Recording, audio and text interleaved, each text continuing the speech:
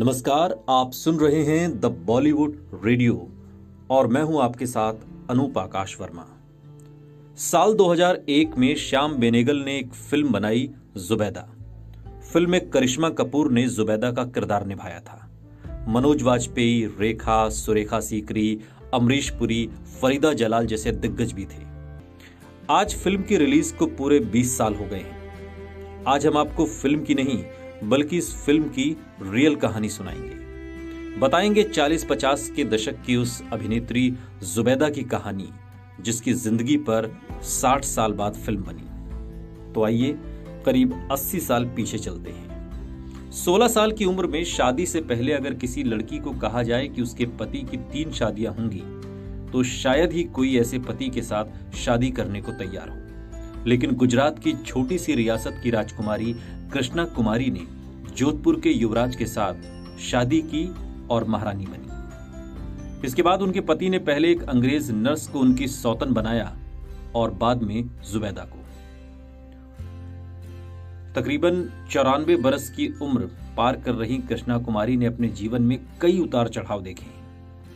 देश की आजादी के समय जोधपुर के पाकिस्तान में विलय की आशंका के तूफान को उन्होंने बहुत करीब से देखा है। इससे उबर भी नहीं पाई थी कि निजी जिंदगी में एक के बाद एक 2 सौतन के रूप में भूचाल आ गया। ये भूचाल थमता उससे पहले पति ने दुनिया छोड़ दी। इसके बाद शहर के व्यापारियों ने एक बार उन्हें खाने पीने का सामान तक उधार देना बंद कर दिया। इसके बावजूद उन्होंने कभी अपने आप को कमजोर नहीं होने दिया और हमेशा राज परिवार की एक मुख्य स्तंभ के तौर पर खड़ी रही। उनके जीवन से जुड़ी घटनाओं पर द रॉयल ब्लू नाम से एक किताब आ चुकी है। गुजरात की छोटी सी रियासत ध्रांगध्रा से हनवंत सिंह के साथ शादी कर जोधपुर पहुंची कृष्णा कुमारी का गृह प्रवेश उम्मेद भवन के उद्घाटन के साथ हुआ। एक ज्योतिषी ने कहा था उनकी मां से कि पति के जीवन में कृष्णा के अलावा 2 अन्य महिलाओं का भी आगमन होगा। ये बात बाद में सही साबित हुई। घूंघट में सिमटी कृष्णा शादी के 6 महीने बाद तक उम्मेद भवन को ठीक ढंग से देख भी नहीं पाई थी। बाद में ससुर उम्मेद सिंह ने घूंघट से निजात दिलाई और शादी के बाद पहली 2 संतान के रूप में लड़कियों ने जन्म लिया तो कई ताने सुनने को मिले। तीसरी संतान के रूप में पुत्र गज सिंह का जन्म होने के बाद उनका मान सम्मान बढ़ा। देश की आजादी से चंद दिन पहले ही यानी कि 21 जून 1947 को ससुर उम्मेद सिंह के निधन के बाद हनवंत सिंह जोधपुर के महाराजा और कृष्णा कुमारी महारानी बनी। इस बीच उनके पति महाराज हनवंत सिंह को एक अंग्रेज नर्स सैंड्रा मैकब्राइड से इश्क हो गया और विवाह भी कर लिया। सरदार पटेल ने, जो कि तब गृह मंत्री थे, कृष्णा की सास को फोन कर हनवंत सिंह के विवाह की सूचना दी। हालांकि यह शादी सिर्फ 1.5 साल चली। हनवंत सिंह ने सैंड्रा को तलाक दे दिया और इससे मिली कुछ राहत महसूस ही हुई थी कि हनवंत सिंह पर डांस करने वाली अभिनेत्री जोधपुर आई जुबैदा का जादू सिर चढ़कर बोलने लगा।